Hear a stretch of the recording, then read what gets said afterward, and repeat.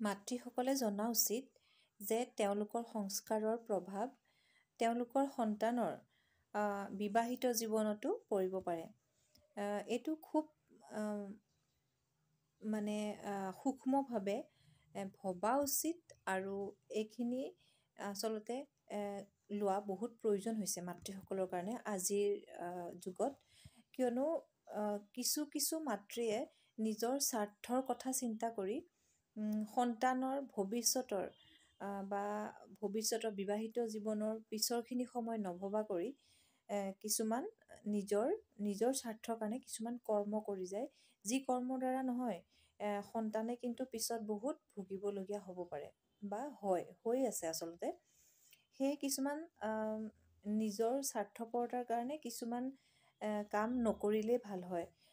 কাৰণ পিছত এগৰাকী ছোৱালী যেতিয়া বিয়া হৈ পেলাই অন্য এঘৰ মানুহলৈ যায়, সেই মানুহ ঘৰত কিন্তু ছোৱালীগৰাকীৰ মাতৃৰ যিখিনি সংস্কাৰ তাৰ স্বৰূপ যিহেতু দেখা পোৱা যায় বা তেওঁলোকে গম পোৱা যায়, গতিকে সেইখিনি অলপ সাৱধান হোৱা ভাল, যাতে ছোৱালীজনীৰ জীৱনটো মাতৃৰ কিছু কৰ্মৰ কাৰণে যাতে কলুষিত হৈ নপৰে আৰু যাতে সেই কথাখিনি শুনি গোটেই জীৱন কটাব লগা নহয়, অশান্তি যাতে সেই কথাখিনিৰ কাৰণে অশান্তি নহয়, সেইখিনি কিন্তু খুব গুৰুত্ব দিবলগীয়া কথা হৈ পৰিছে। আৰু এজন ল'ৰাৰ কাৰণে সকলোকে এজনী ভাল ছোৱালী লাগে, সুযোগ্য বোৱাৰী লাগে, কিন্তু এজনী ছোৱালী আচলতে ছোৱালী হৈছে পানীৰ লগত তুলনা কৰা হৈছে, যি পাত্ৰত থোৱা হয় সেই পাত্ৰৰে আকাৰ লয়।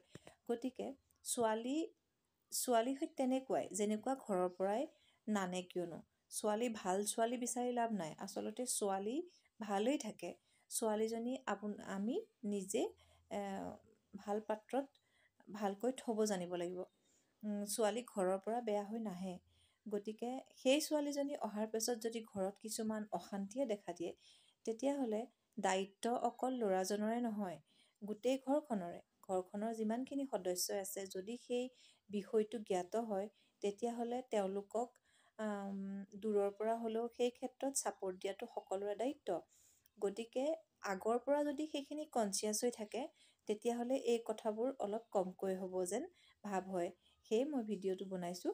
গতিকে ছোৱালীৰ হওক বা ল'ৰাৰ হওক, যদি মাকসকলে কিছুমান কৰ্ম কৰোঁতে ল'ৰা ছোৱালীৰ ভৱিষ্যতৰ কথা ভাবি লৈ কৰে, তেতিয়াহ'লে নিজেই কিন্তু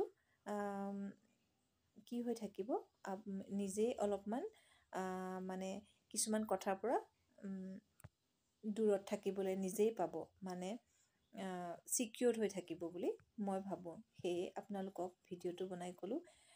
কিবা যদি ভুল কথা কৈছোঁ তেতিয়াহ'লে আপোনালোকে কমেণ্টত ক'ব পাৰে।